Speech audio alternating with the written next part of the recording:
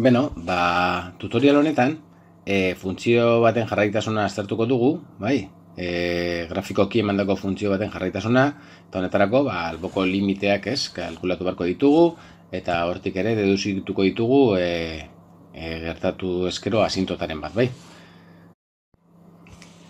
Ondo da, guazen aztertzera hemen grafikoki eman diguten funtzio hau, bai? fx funtzioa.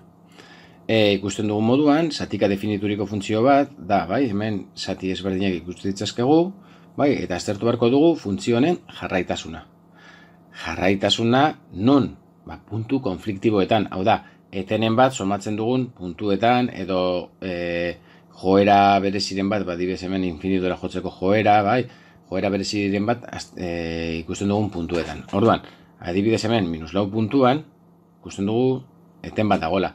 Aztertu beharko dugu zer gertatzen den limite horretan, -4 puntuaren eskerretik hurbiltzen garenean, eta -4 puntura eskumatik hurbiltzen garenean. Hau da, alboko limiteak aztertu beharko ditugu jarraitasuna ikertzeko orduan.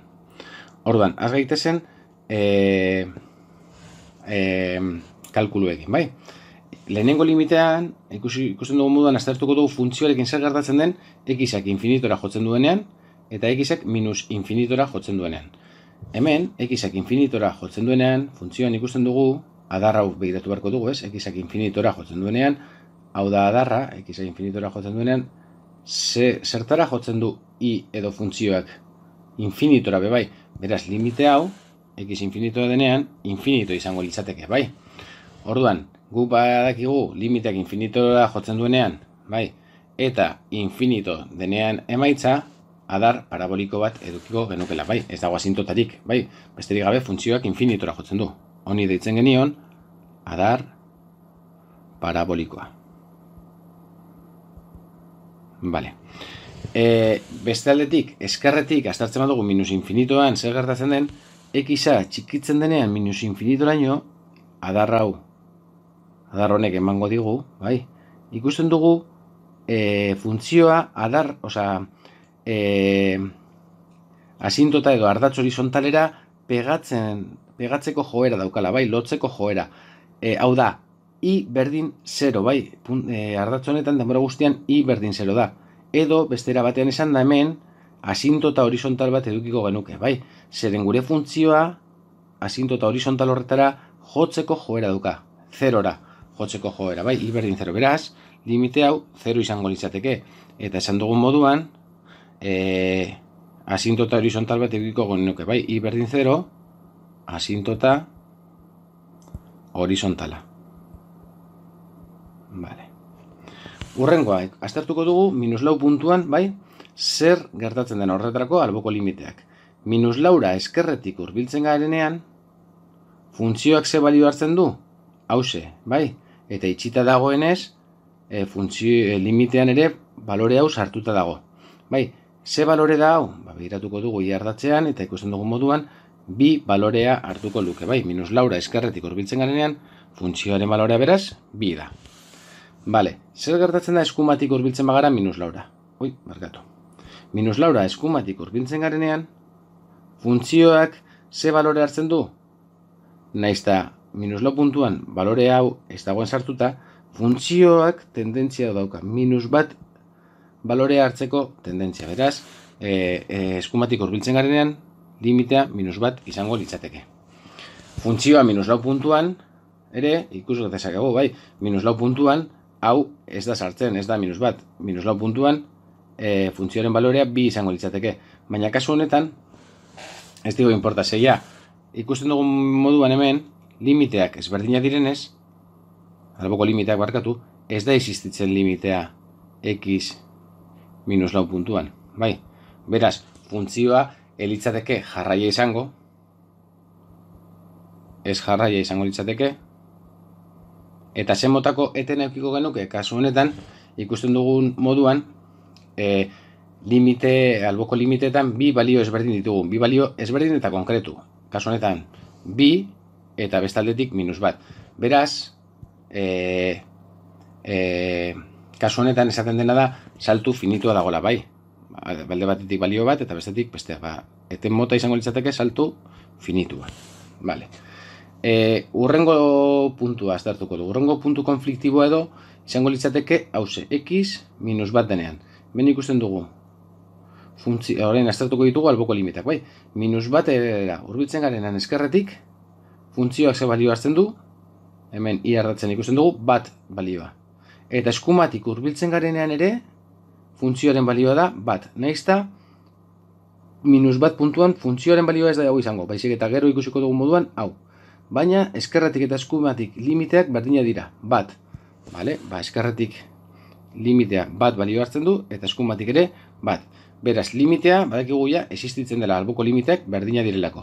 Baina, orduan, jarraitasuna dagoen edo ez jakiteko, aztertu beharko dugu funtzioaren balioa puntu horretan. Eta hori berdina izango balitz, orduan, jarrai izango litzateke funtzioa minus bat puntuan, hor, ikusten dugu moduan, ez da izango ja balio hau. Hau ez dagoelako sartuta gure funtzioan. Baizik eta hause. Eta hau da, iardatzean bi. Bai? Beraz, alboko limiteak berdina dira. Bai? Existitzen da limitea x minus bat puntuan. Baina, ezberdina da funtzioaren balioa minus bat puntuan. Beraz, funtzioa ez jarraia izango litzateke ere puntu honetan. Ez jarraia. Bai? Eta ze motako saltoa edukiko genuke kasu honetan? Puntua mugitua egongo litzateke, bai? Ze puntua bi limitetan berdina da, baina funtzioan beste balio bat hartzen du. Beraz, puntua mugituta egongo balitz bezala, bai? Eten motanio hola izendatzen dugu, bai? Puntua mugitua dago, besterik gabe. Mugitua dago. Vale. Urrengo puntua. Zer gertatzen den x 0 denean. X 0 denean ere ikusten dugu hemen funtzioak eskerretik balio bat hartzen duela eta eskumatik beste balio bat. Bai, bueno, eskerretik funtzioak 0ra hurbiltzen, funtzioa 0ra hurbiltzen denean ze balio hartzen du? Infinitorako joera. Eta eskumatik ere begiratuta infinitorako joera. Beraz, 0ren eskerretik infinito eta eskumatik ere infinito. Vale? Bi limiteak berdina dira. Bai? Infinito dira. Bai eskerretik eta bai eskumatik. Bai? Beraz, limitea existitzen da. Vale? Vale. Orduan, dakiguna da limitea existitzen dela, bai? Baina, zer gertatzen zen limitea, bai, puntu batean, kasu honetan 0 puntuan, infinito ematen zuenean? Asintota konkretu bat. Kasu honetan, asintota vertikala edukiko genuke, bai? Limitea x 0 puntuan existituko litzateke, bai, esan dugun moduan, infinito izango litzateke, alboko limiteak berdina direlako, eta hau ematen denean, puntu konkretu batean, limitea infinito edo minus infinito ematen digunean, badakigu asintota vertikal bat daukagula bertan. Vale? Bueno. Vale. Eta ze motako saltoa izaten da asintota vertikala daukagunean? Salto infinitoa, bai? Zeren funtzioak infinitora egiten du salto, bai? Orduan, kasu honetan, ten mota izango litzateke salto infinitua. Vale, eta azkenengo bat. Hemen ikusten dugun moduan, bi puntuan ere eten bat daukago, bai? Guazen aztertzea alboko limiteak. Eskerretik hurbiltzen garenean, bi puntu horretara, x berdin bi puntura, gure funtzioak minus bat balio hartzen du. Orduan, eskerretik minus bat. Eta eskumatik hurbiltzen garenean, funtzioak hartzen duen balioa da bat. Bat. Beraz, ikusten dugu alboko limiteak ezberdinak direla, bai? Beraz, ez da existitzen limitea x bi puntuan, bai? Ez da existitzen, ja, badakigu, ez dela jarraia izango, bai? Eta zer gehiago dakigu? Bueno, f funtzioa bi puntuan ze balio hartzen du, hau edo hau, hause puntua beteta dagoelako, hau ez dago sartuta, hause, beraz, minus bat. Ordan, funtzioak minus bat puntuan, bi puntuan, bere balioa da minus bat esan dugu. Bai? Vale. Ze motako saltua da? Baloreak, limiteak, eskerretik eta eskumatik ezberdina direnez, bai?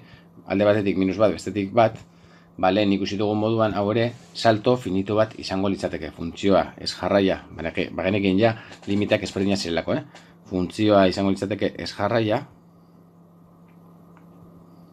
eta salto finitua edukiko genuke. Bueno, hausia izan da gutxi gora bera, grafikoki ematen diguten funtzio bat aztertzeko modua eta gertatu ditezken egoera ezberdinak, bale? Lasai, gero ja hau aztertuko dugu algebraikoki apurtxo bate bai, eta sakonduko dugu, eta kontzeptu hauek barneratzen joango gara, poliki-poliki.